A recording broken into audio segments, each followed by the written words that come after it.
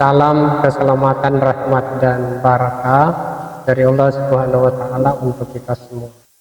Pertama-tama syukur alhamdulillah, kita panjatkan kehadirat Allah Subhanahu wa taala yang hari ini kita masih diberi kesempatan sekaligus kesehatan. Mudah-mudahan seterusnya kita semuanya sehat walafiat.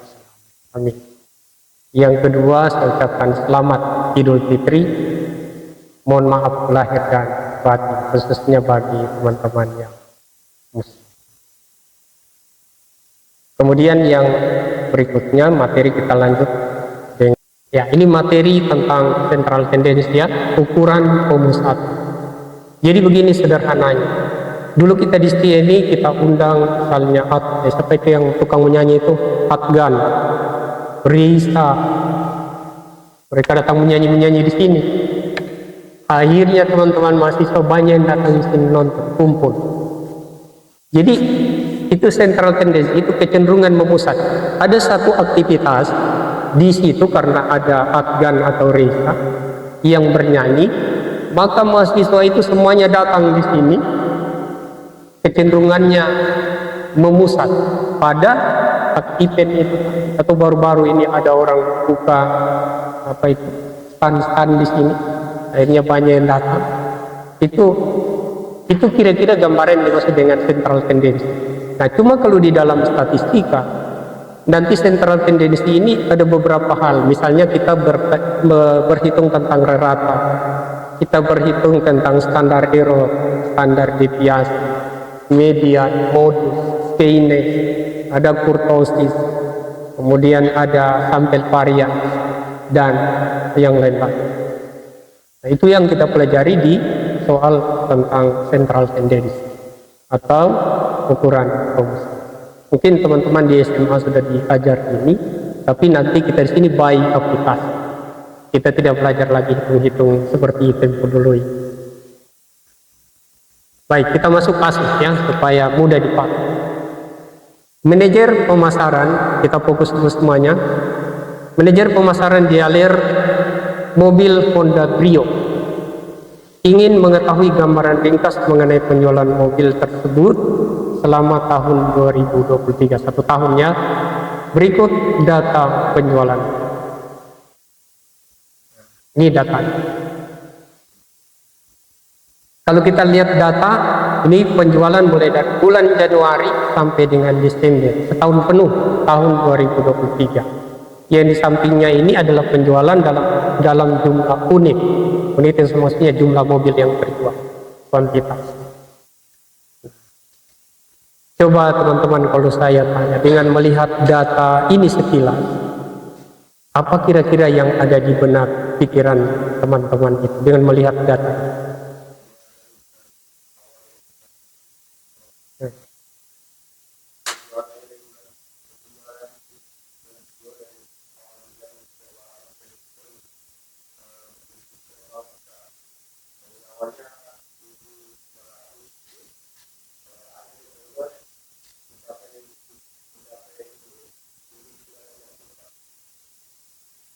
Oke. Jadi kalau seandainya dia ini adalah manajer pemasaran ya di Honda Brio, saya yang punya owner, saya pemiliknya, saya panggil dia. Ini berdasarkan data penjualan kita. Jadi karena dia manajerku, saya minta dia pertanggungjawaban. Bagaimana? Coba laporkan ke saya tentang perkembangan usaha kita, penjualan mobil. Laporannya dibilang ke saya, penjualan kita mengalami peningkatan dari tahun ke tahun. Karena dia manajerku, saya tidak salahkan dia, tapi sebentar saya buktikan, betulkah ini informasi di atas tahu saya atau tidak. Ada lagi yang lain? Siapa lagi mau bicara? Kalau Anda ini yang punya mobil usaha dealer Honda Brio, kalau Anda yang manajer, kalau data ini Anda laporkan ke saya sebagai pemilik, Anda bilang bagaimana ke saya? Kalau dia laporannya tadi, kita punya penjualan ini ada tren peningkatan.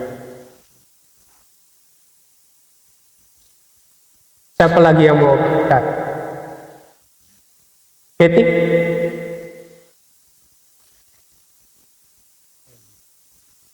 Resti. Resti bagaimana?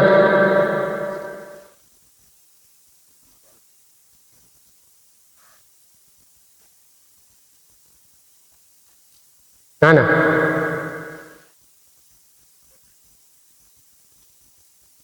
Sekarang kita analisa dulu. Dia bilang katanya meningkat. Coba sekarang kita lihat.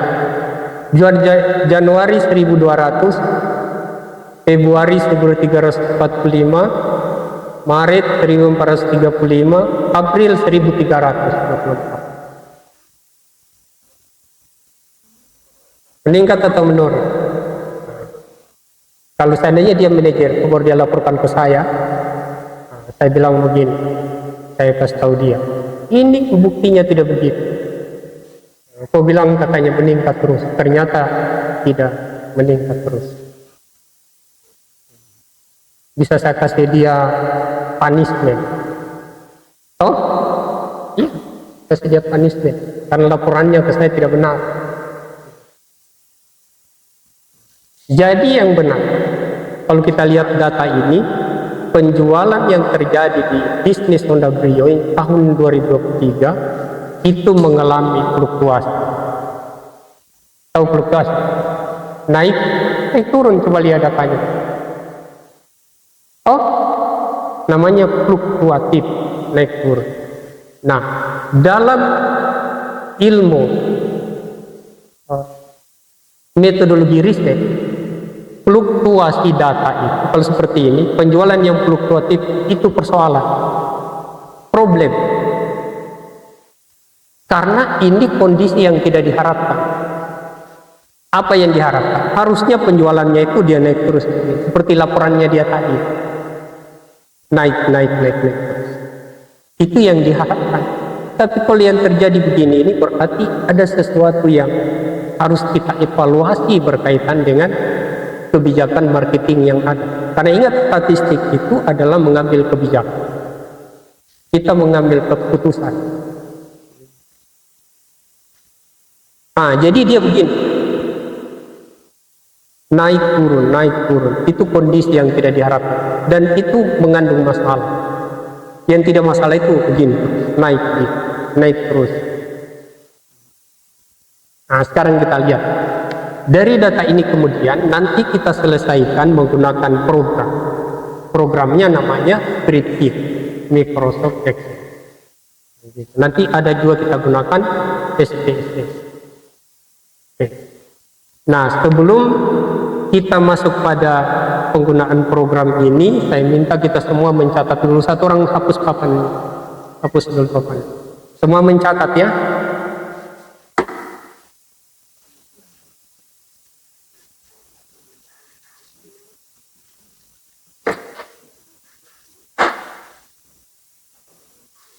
Yang wakil chatting mana itu? Hapus papan tulis.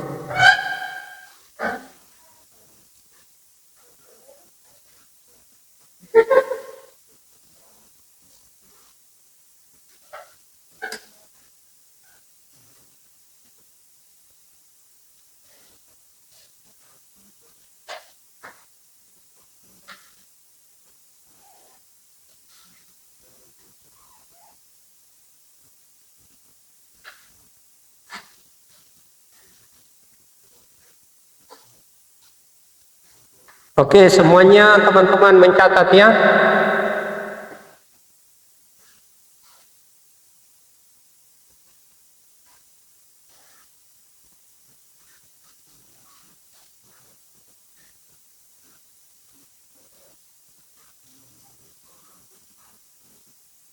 Ya, program Spreadsheet. Jadi sambil mencatat, nanti lihat di sini ya. Oke. Yang pertama, cara mengaktifkan. Maksudnya cara mengaktifkan program Spreadsheet itu supaya kita pakai untuk berhitung statistik. Pertama, klik file itu, kemudian option yang ini, file, kemudian option. Ya. Oke, nomor 1 ditulis dulu, nomor 1 file, kemudian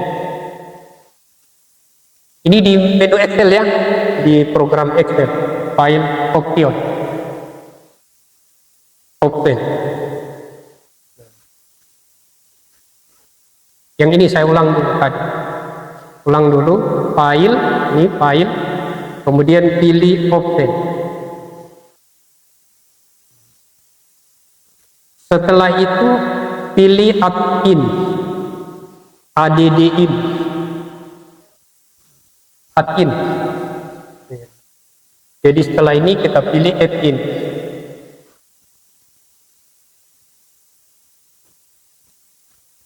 Maksudnya ini add-in di sini tambahan instruksi.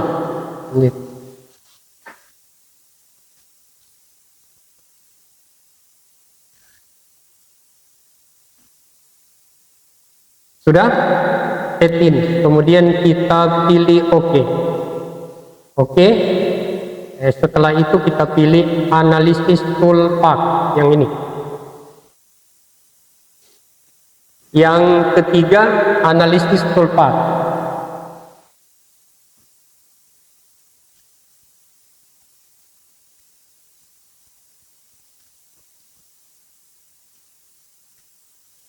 Jadi tool ini alat-alat analisis. Nanti kita aktifkan itu. Jadi peralatan-peralatan analisis statistik. Ini maksudnya analisis toolpath.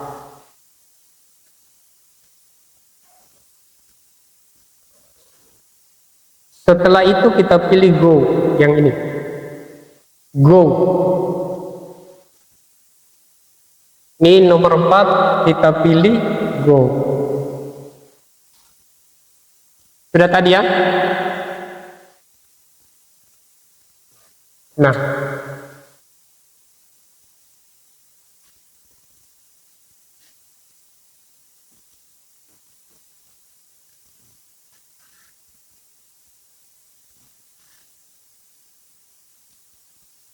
Oke, nomor 5 go sudah ya. Nah, yang kelima centang ini, centang yang sana itu semua, itu dicentang ini. Alat-alat itu dicentang sana. Nah, perhatikan kalau baru pertama kali, teman-teman baru pertama kali, ini sudah karena sudah saya install, dia akan begini. Dia dalam posisi tidak tercentang. Nah, jadi dicentang seperti ini semuanya. Diaktifkan semua alat-alat ini. Kemudian kita pilih OK. Nah, jadi yang keenam ini adalah OK.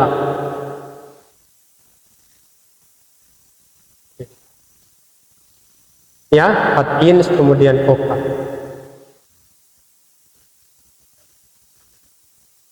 Nah, untuk pertama kali, oke, kalau komputer yang baru pertama kali, biarkan dia berproses kira-kira beberapa menit. Saya sudah tidak, karena sudah saya install. Jadi biarkan beberapa menit, dia berproses. Setelah itu tunggu sampai selesai, biasanya berputar komputer kita itu. Begitu sudah selesai putarannya, kita hentikan, dan dicek lewat data. Jadi nomor yang ketujuh ini, nomor 7, cek data, cek data ya, langkah yang ketujuh. Kemudian yang ke-8, nanti akan muncul data analisis.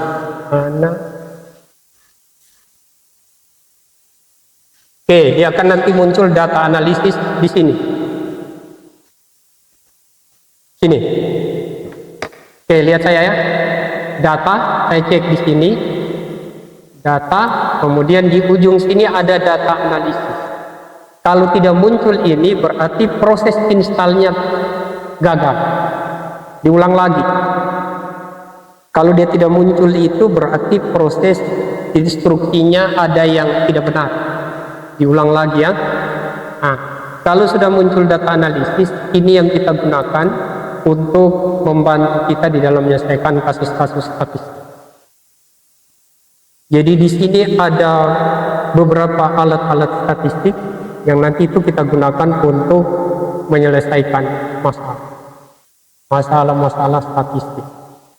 mulai dari single factor, kemudian with replication, without, ada correlation, ada covariance, dan seterusnya. Ini banyak sekali sampai di z-test to sample forming. Semuanya ini adalah alat statistik yang kita gunakan nanti di dalam mengerjakan kasus. Itu yang pertama ya. Yang kedua, masih alat. Teman-teman usahakan miliki juga yang ini, SPSS. Jadi ini program yang pertama, ini program yang A. Nanti yang program B itu SPSS. Masih bekerja. Jadi SPSS ini, yang S ini, yang pertama ya, S ini maksudnya statistikal. Statistikal. Nih, yang S ini. P ini maksudnya produk. Yang ini, yang S ini satunya service. Yang satunya lagi solution.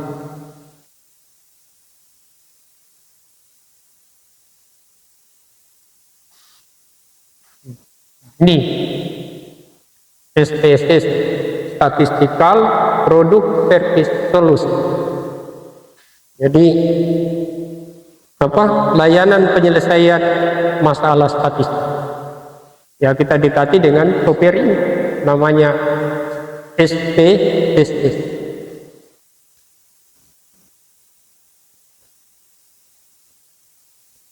Tidak dapat di Google, sepertinya yang memang tidak dipublikasi ini. Nanti bisa setting ke ruangan saya, bawa flash disk ya. Tidak bisa saya kirim di WA group karena size-nya itu besar. Jadi kalau lewat WA itu tidak bisa terkirim. Jadi harus bawa flash, kemudian nanti diambil lewat flash, nanti diinstal masing-masing ke komputer. Baik, ini kita tinggalkan dulu, kita masuk di yang ini tadi. Ini sudah terinstall ya, sudah terinstall, sudah ada. Oke. Baik.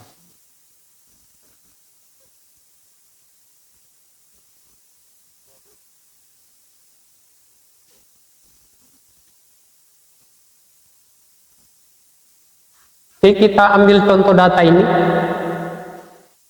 Data tadi ya, data yang ini saya pindahkan di Excel tadi.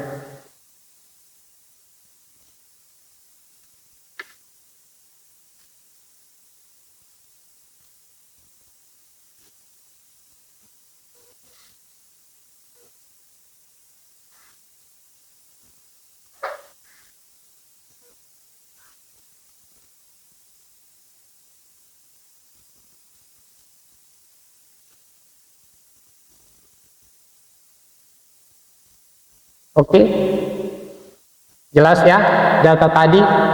Nah sekarang alat tadi, alat yang baru kita gunakan, yang baru kita install. Kita masuk di menu data, perhatikan menu data, kemudian kita masuk ke data analisis. Saya ambil deskriptif statistik dulu, karena di sini nanti itu kita menghitung tentang ukuran pemusatan.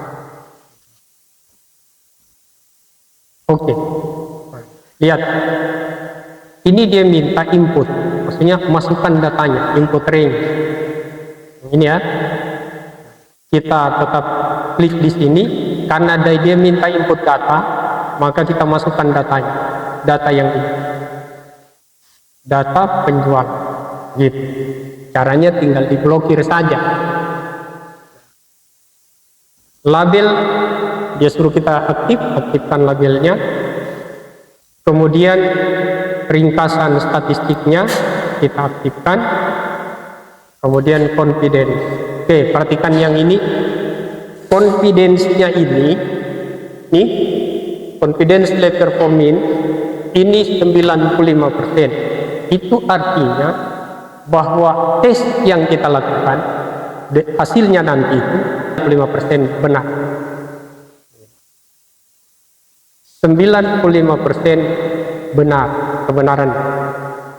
Itu yang dimaksud ini. Nih, 90%. Nah, dengan demikian maka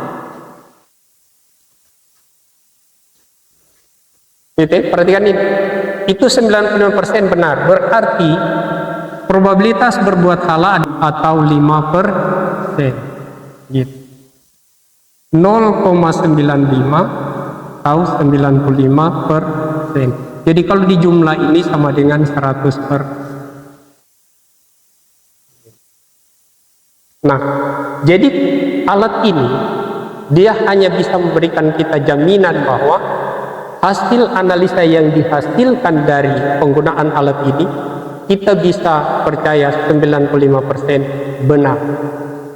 Berarti ada ruang berbuat salah 5%.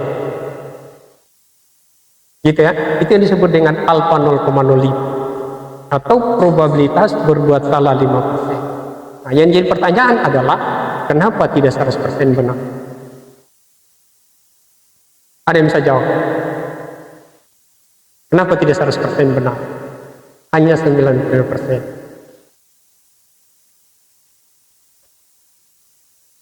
Hah? Ya, karena ini bukan kebenaran absolut.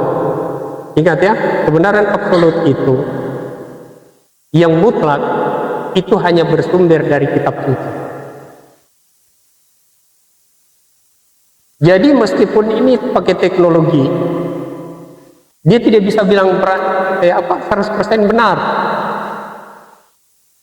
Nah, kenapa tidak 100% benar meskipun ini pakai program? Karena yang buat program itu manusia.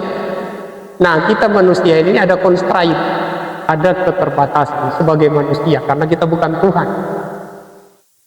Maka itu di dalam ilmu statistika ada probabilitas berbuat salah 5%. Jadi kita hanya bisa dikasih keyakinan 95%. Itulah kebenaran kita. Gitu. Meskipun dia ilmu pasti, tidak ada orang di dunia ini menggaransi alatnya, instrumennya atau ilmunya, dia bilang 100% itu benar. Tidak ada. Jadi yang benar 100% itu adalah informasi kitab suci. Kalau Quran yang bilang 100% benar. Tapi karena ini pengetahuan, maka tidak bisa kita percaya 100%.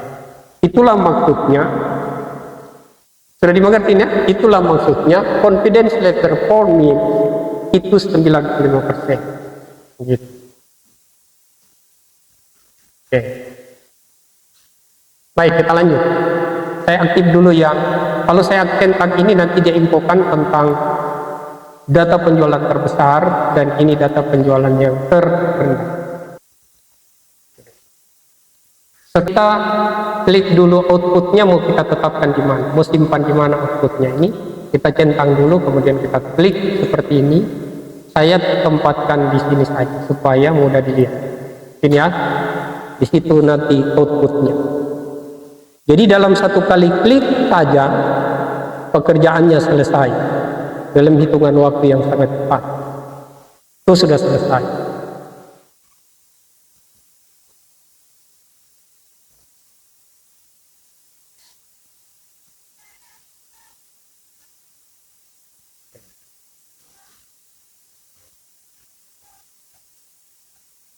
Bisa diikuti tadi langkahnya ya, nanti kita ulang.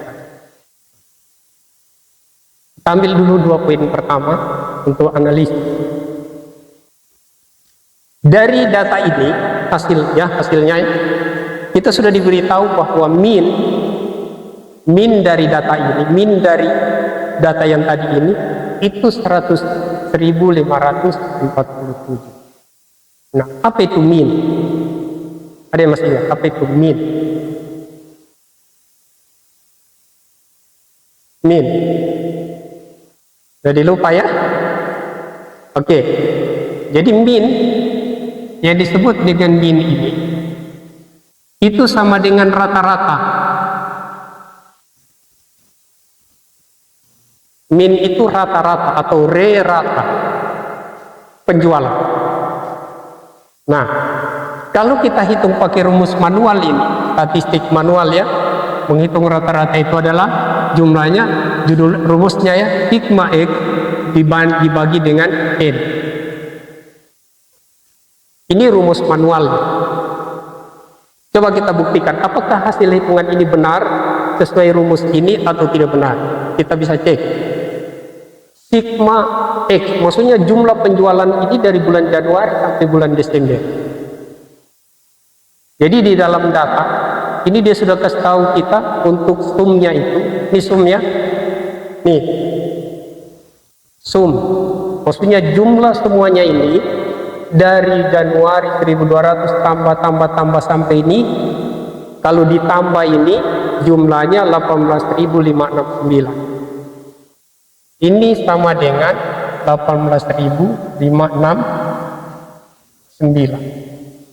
bagi berapa N-nya? N-nya 12 karena 12 bulan dari bulan Januari sampai dengan bulan Desember, 12 bulan. Maka ini kalau dibagi 12 pasti hasilnya adalah 1547. Coba cek pakai hitungan manual, betul atau tidak? Pasti betul, coba pakai kalkulator. 18.569 bagi 12. Betulkah sama dengan 1547? Betul ya? Iya. Jadi aplikasi ini sebenarnya kalau kita bilang melindas sistem juga tidak, tapi dia mengincludekan sistem. Sistem berhitung manual itu dia includekan di dalam, sehingga kita tidak perlu lagi seperti ini, tapi dia langsung memberi informasi hasil, begitu. Paham ini maksudnya ya? Maksudnya ini bahwa jangan lagi kita belajar seperti zaman saya dulu. Jadi kita dikasih rumus, kemudian hitung-hitung, dicakar pakai kertas, karena kita dulu itu tidak ada komputer, main cakar-cakar. Akhirnya materi tentang central tendency ini kita harus kuliah 4-5 kali pertemuan baru selesai. Bayangkan, ini materi ini kan masing-masing ada rumus, standar error ada rumus, mediannya pakai rumus, modusnya, standar deviasi sampai varian, sampai yang seterusnya, stainless, kurtosis. Semuanya itu ada formula, ada rumus. Tapi dengan by system seperti ini, rumus itu bukan berarti kita abaikan. Dia maksudnya dia diincludekan oleh aplikasi ini, terhitung dengan sendirinya, kita tinggal ambil hasil. Gitu. Yang penting 3 langkah saja kita butuhkan. Input, kemudian instruksi, kemudian baca output. Itu yang paling penting. Bisa dimengerti ini ya? Itu saya hanya beri contoh ini tentang kalau kita menggunakan statistika manual. Jadi dengan teknik seperti ini maka dia menjadi cepat. Bisa dimengerti? Nah, sekarang apa gunanya hitungan ini? Karena ingat, statistik itu adalah pada akhirnya kita mengambil keputusan, mengambil kebijakan. Oke. 1547. Ini ya, rata-rata per bulan penjualan mobil yang bisa dijual satu bulan rata-rata 1547, mulai dari bulan Januari sampai Desember tahun yang lalu 2020. Nah, seandainya tadi siapa yang manajer pemasaran? Ini ya, siapa lagi nama Kak? Diki. Diki ini adalah manajer marketing saya di perusahaan ini. Saya adalah owner, pemiliknya. Di awal sudah saya kasih tahu Diki ini, saya bilang begini, Diki, Anda bagian pemasaran, saya tidak mau tahu bagaimana caramu, kamu harus bisa menjual rata-rata mobil 1.500 dalam 1 bulan. Rata-rata penjualan kita, saya tidak mau tahu bagaimana caramu, berdayakan anggotamu dan seterusnya. Saya hanya tahu bahwa 1 bulan harus terjual mobil kita 1.500. Saya bilang begitu sama dia. Ternyata tahun ini, dari data yang didapatkan kemudian kita analisis, rata-rata penjualan yang dicapai oleh Diki itu 1.547. Saya target dia 1.500 kan? Gitu. Berarti dia melampaui target sebanyak 47 rata-rata. Saya panggil dia di ruangan saya, kan saya owner. Saya bilang begini, ruangan saya Diki. Saya bilang begini, Anda melebihi apa target yang saya tetapkan. Kamu jago di dalam pasar, karena kamu bisa mencapai di atas rata-rata standar yang saya tetapkan 1.500. Kamu bisa mencapai 1.547. Nah, ini uang 100 juta sebagai reward atas prestasi. Itu decision making.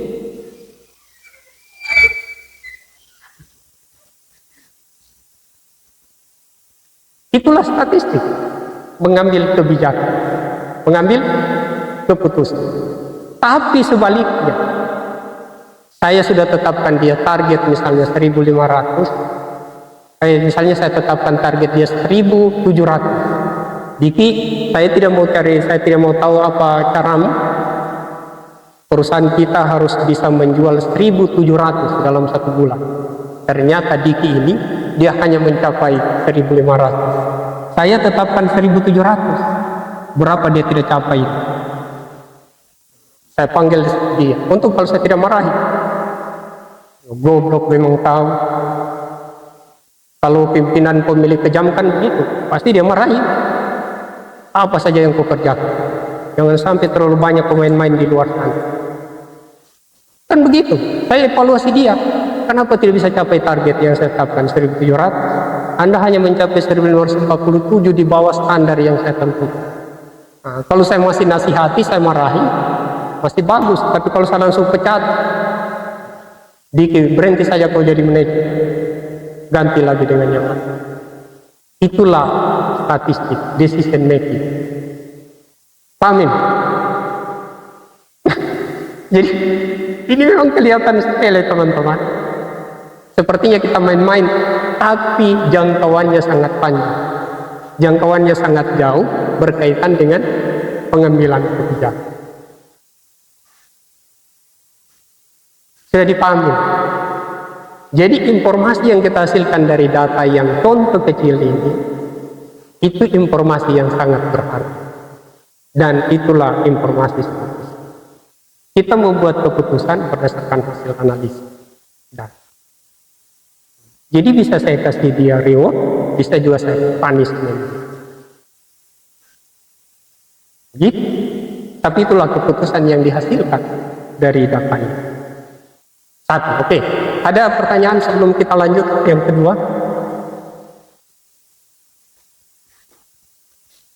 Jam berikutnya jam 3:30 ya. Oke, sedikit lagi. Kita selesaikan satu lagi, standar error.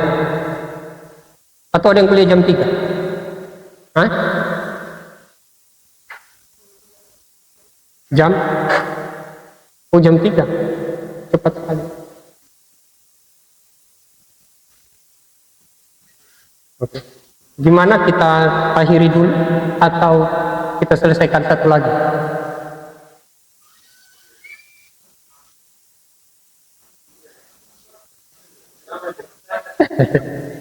Oh, satu lagi ya, kesepakatan saja. Kalau kita mau tutup, kita tutup. Tapi kalau masih bisa, satu lagi, standar error.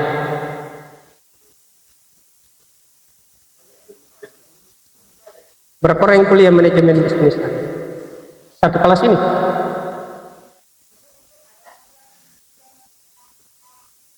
Oh, yang mau pakai ini ruangan.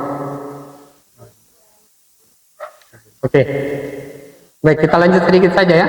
Oke. Absennya tetap di jalan. Nah. Oke, kita bicara tentang standar error. Di anu saja, dikasih keliling. Itu tetap absen. tetap absen. Tidak apa-apa. Tapi sudah absen dari prodi, ya, tetap diedar. Nah, siapa yang pernah dengar istilah error? Error. Sudah sering dengar error ya? Error itu maksudnya jalannya tidak sesuai yang sebenarnya. Standar error. Nah, ada standar error dan ada standar deviasi. Nah, standar error itu peruntukannya untuk fokus dulu ya. Standar error peruntukannya pada ukuran sampel, standar deviasi peruntukannya pada ukuran populasi. Nah, tadi sudah saya kasih tahu. Populasi itu adalah totalitas, sampel itu adalah bagian dari totalitas itu. Nah, sekarang teman-teman lihat ini. Dari bulan Januari sampai dengan Desember, kita anggap ini populasi.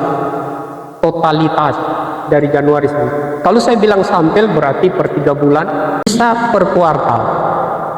Januari, Februari, Maret, April. Bisa semesteran.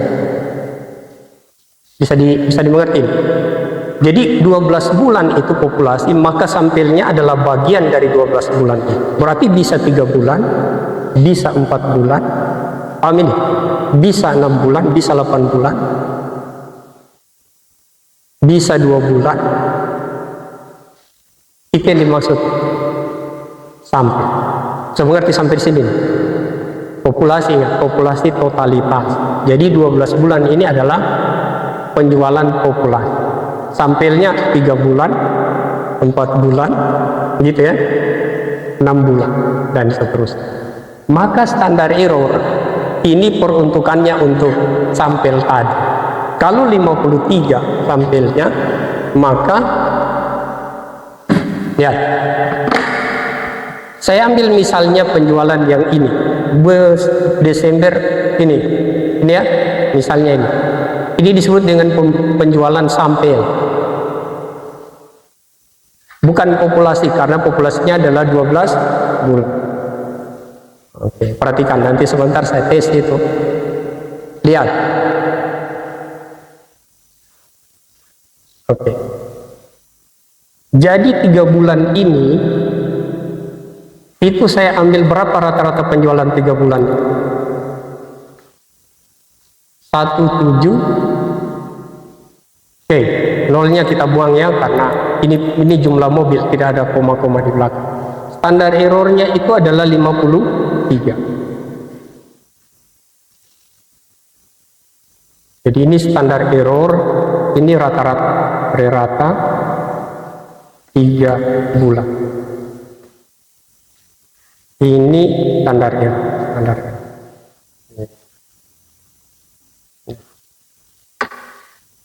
Standar error itu adalah, perhatikan definisinya ya, menjadi penambah dan juga menjadi pengurang untuk mendapatkan nilai yang real di masa datang. Standar error ini menjadi penambah atau menjadi pengurang untuk mendapatkan nilai real dari sampel, nilai real, nilai yang aktual dari sampel di masa yang akan datang. Nah, kalau standar errornya 53, 3 bulan terakhir mulai dari bulan November, ya Oktober, November, Desember itu 3 bulan sampel, itu rata-ratanya 1.700 berapa tadi itu? 15. Ya, kalau kita tambah, ingat plus minus, kita tambah 53, nanti dia jadinya 8, 6, 1, 7. Maksudnya, saya kasih tahu manajer, Labionda. Nanti di tahun 2000, di tahun yang akan datang, 3 bulan terakhir, itu 3 bulan terakhir, kalau ini tahun 2023 ya, 2024, 2000 Januari sampai dengan Maret, itu kita bisa mencapai penjualan sebesar ini, 1.768. Kalau kamu betul-betul bekerja optimum, berdayakan karyawanmu yang kau pimpin. Pokoknya saya tidak mau tahu sebagai pemilik kamu harus capai 1763 3 bulan ke depan penjualan bisnis kita. Itu terserah urusannya dia, saya sudah kasih dia. Ini pada saat keadaan ekonomi bagus, baik ekonomi, maksudnya tidak terjadi krisis di sini, biasa-biasa saja. Jadi dia bisa mencapai penjualan dari 1715 ini 3 bulan ke depan dia bisa mencapai 1768. Jadi ada standar error 53 sebagai penambah. Ini potensial marketing yang bisa dia capai kalau itu manajer ini dia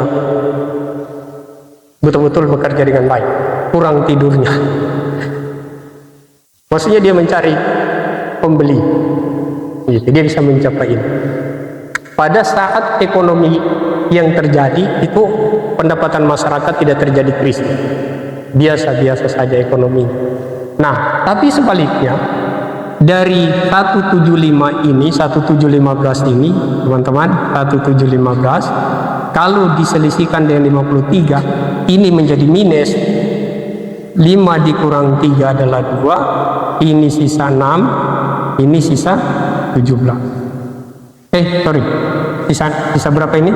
Sisa 6, sisa 6. Dia bisa bikin alasan ke saya sebagai pemilik. Tidak bisa, Pak, karena ini lagi pendapatan lagi susah. Ada orang perang di Iran, dia sudah serang Israel, Ukraina, Rusia. Jadi bakal terjadi perang dunia ketiga, diprediksi. Jadi ke depan akan sulit perekonomian. Sulit. Jadi sehingga masyarakat daya beli, apalagi mau beli mobil, ogah dia. Kita nanti kira-kira dari tahun yang ini 1715 karena ada error berdasarkan analisa statistik berkurang 53, maka dia bisa mencapai pada situasi krisis ini, krisis ekonomi ya, dia bisa hanya mencapai 1662. Seperti itu. Dia kehilangan 53 ini sebagai potensial marketing karena ada krisis. Jadi standar error itu menjadi plus, tapi dia juga menjadi minus pada saat situasi ekonomi seperti ini, baik prospektif atau terjadi krisis seperti ini. Tapi sekali lagi, karena saya pemilik, dia manajer, maka ini menjadi dasar bagi saya untuk mengevaluasi dia. Baik, kalau terjadi krisis, tapi hasil analisa statistik kita, Anda harus mencapai 1662. Jangan di bawah ini. Nah, kalau dia di bawah ini pada saat krisis, maka itu tadi saya bisa punishment dia. Tapi ketika dia melampaui ini, maka saya bisa kasih dia reward. Seperti itu. Nah, itulah gunanya analisa statistik. Bahwa tadi siapa yang butuh statistik? Manajemen. Jadi kita manajemen. Kalau saya pemilik, maka saya akan menjadi dasar bagi saya untuk mengevaluasi ini manajer pemasaran.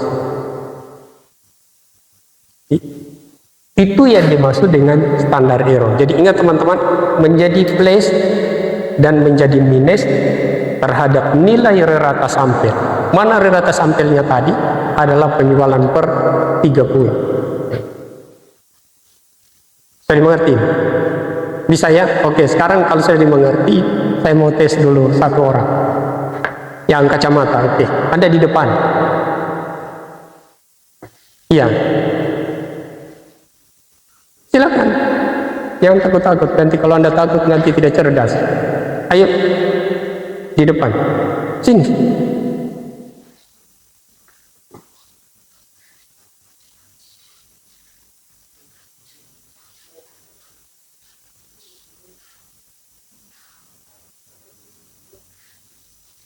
Ya. Oh, takut sekali. Nah, siapa yang ini? Ya? Fahri, oke Pak. Oke. Silakan di depan Pak.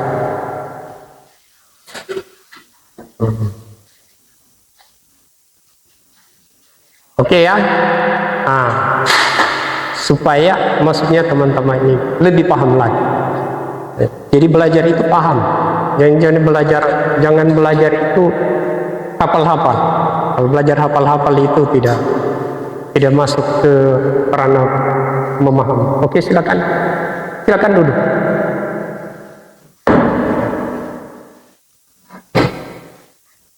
Dengan menggunakan data sampel, ingat ya, dengan menggunakan data sampel bulan Juli sampai dengan bulan Januari sampai dengan bulan Juni,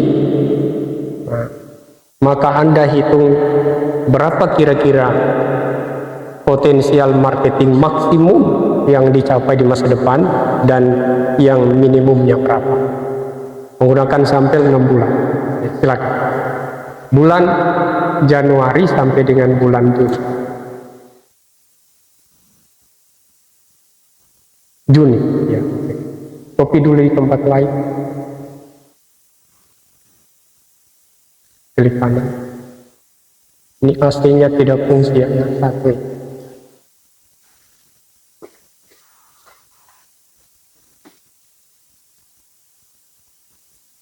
Oh.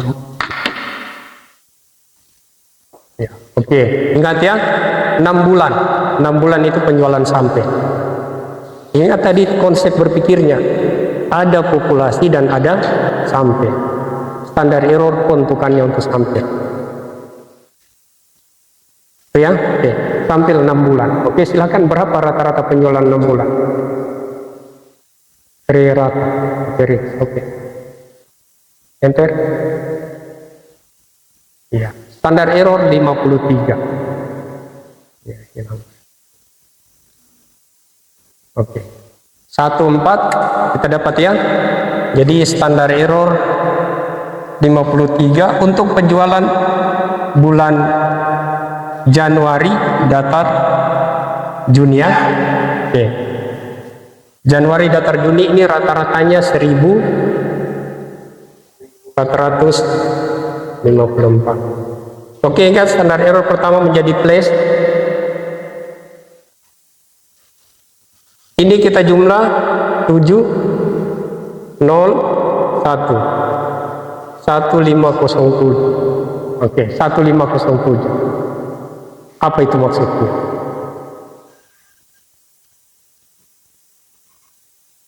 Tadi sudah saya jelaskan ya. Ya, 1507. Apa maksudnya?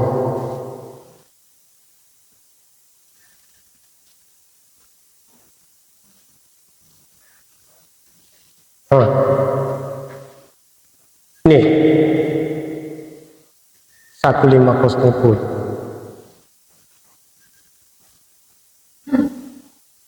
Oke, siapa yang mau bicara? Hah? 1507. How about your opinion? Apa itu artinya? Oh, masih belum mengerti ya? Oke, perhatikan dulu saya.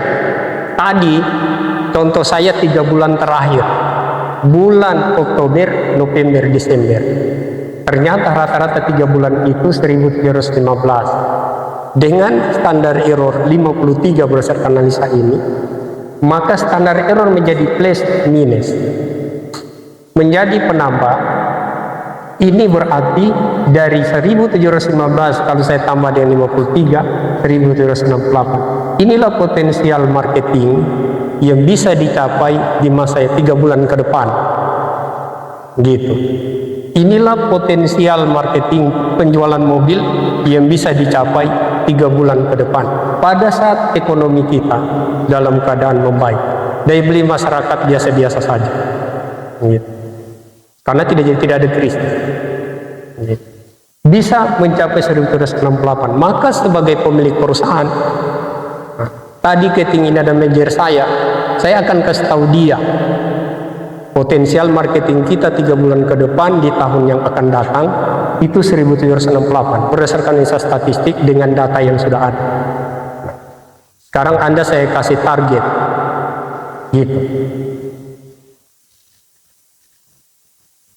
Saya kasih target misalnya 1800. Terlalu tinggi, 1750 misalnya.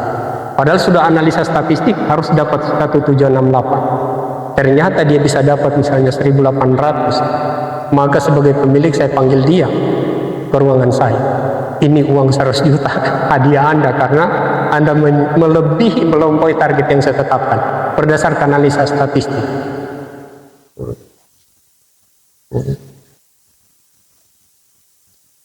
Nah, sebaliknya, kalau terjadi di masa 3 bulan ke depan itu ada krisis, karena ada perang dan seterusnya, terjadi krisis, hasil analisa statistik bisa kita capai 1662. Ini, meskipun ada terjadi pelemahan permintaan, 1662. Jadi, ini yang menjadi dasar. Nah, tinggal bergantung saya akan nanti sampaikan ke dia, berapa dia nanti bisa capai.